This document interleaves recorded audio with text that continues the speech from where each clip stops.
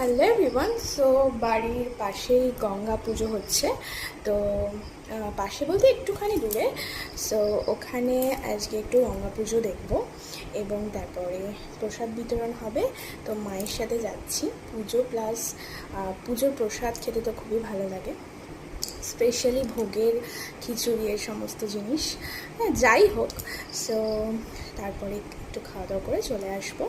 তো আমি যেহেতু পুজো, তো আমার লাল সাদা পরতে খুবই ভালো লাগে। তো এই শাড়িটা আজকে আমি পরে নিয়েছি।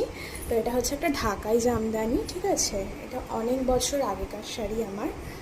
সো আমিই কিনেছিলাম, বিকজ আমার একটাও লাল সাদা ঢাকাই ছিল না, সেই জন্য।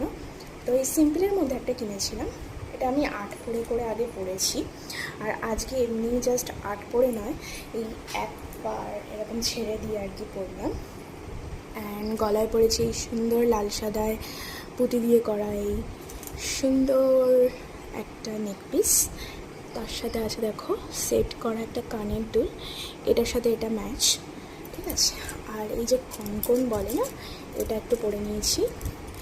আর ডেইলি ওয়্যারের জিনিসপত্র, দ্যাটস ইট, ঠিক আছে? তো হালকা মেকআপই করেছি।